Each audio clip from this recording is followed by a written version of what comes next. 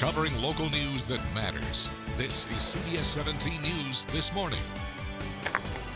Good morning. The time right now is 5:59. I'm Brea Hollingsworth in for Randy Ayala. A Robeson County man is expected to be in court today after he was charged with starting a fire at a Fayetteville hotel. Police say surveillance video shows 44-year-old Michael Dunham going into a room several times at the Royal Inn while the fire burned. And for the first time since the pandemic, New Zealand is opening its borders. Beginning last night, visitors with visas and student visas can now travel into the country. Visitors still must be vaccinated and take 2 COVID tests after arriving there, but no quarantining is required. Now, this is all that's left of this building after a fire erupted overnight. Firefighters have been working for hours to put out this massive fire at the QVC distribution center. It's taken a number of fire crews and even a helicopter to put out the flames. The PNC Arena is home to both the Carolina Hurricanes as well as the NC State men's basketball team, so you can imagine that they get a lot of fans in these seats. We got our hands on those 8 resignation letters, the majority of them citing a hostile work environment. Wake Tech just unveiled this building this morning, and as you guys can see, there is a lot to see. So right now we are in the Capitol Automotive Lab, and you can see there's a number of vehicles around here. This is something that the Wake County Sheriff's Office does typically with school resource officers, but given the recent events in Uvalde as well as Buffalo, they're taking a more proactive approach, utilizing deputies from multiple divisions. This was only a training, but it gave you a first-hand look at just how scary things can get. Active shooter again, active shooter. Shots fired, first floor, 1500. Deputies enter the building at Wendell Middle School with one goal in mind: eliminate the threat and save lives. This situation is not real, merely a training exercise. But Sheriff Gerald Baker says given the recent events, it very well could be. That's why his deputies are taking a proactive approach to making sure if a situation ever occurs, they're fully prepared. Today, we're dealing with a whole lot of different situations that didn't happen years ago. They've got to take everything into account, from how to enter the building to what to do if a deputy is shot. It also means learning from recent events like the shooting in Uvalde. The emphasis today is first one here, whether you're alone, whether there's 2 officers, you go to the shooting, okay? You don't wait. And using all hands on deck, utilizing both SROs and staff from other divisions. Out of 198 schools Wake County has, there are only 75 schools with SROs. Wake County Schools Director of Security Russ Smith told me the district is looking into enhancing security measures. We're currently looking through and reviewing recommendations and looking at enhancements that we can provide to our security in our schools.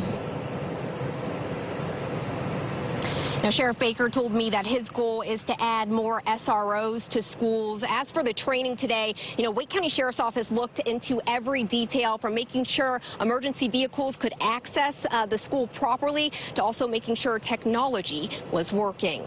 In Wendell, Brea Hollingsworth, CBS 17 News.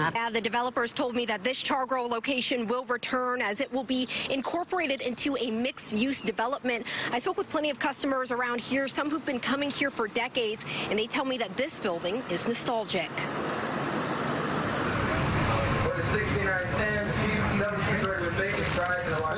For many customers, the original Chargrove building along Hillsborough Street is symbolic of old Raleigh. You walk up to the window, write down your order on a slip of paper, and watch them make the food right in front of you.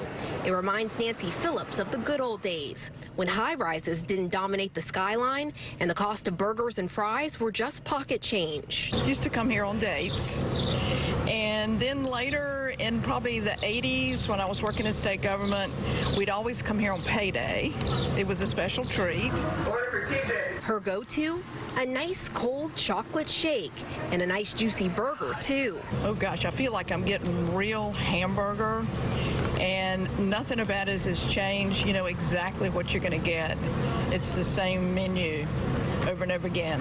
I get 2 milkshakes. A development company is in the process of rezoning the spot where the building stands, with a vision to turn it into a 20-story mixed-use development. But the restaurant itself isn't going anywhere. The developers say they still plan to incorporate it into the new building.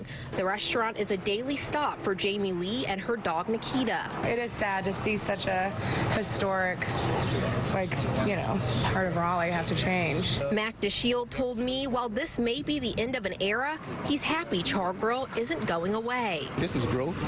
The Char Grill is still going to be here, so, while they're closed down, I'll go to the other locations and, go there until this is reopened.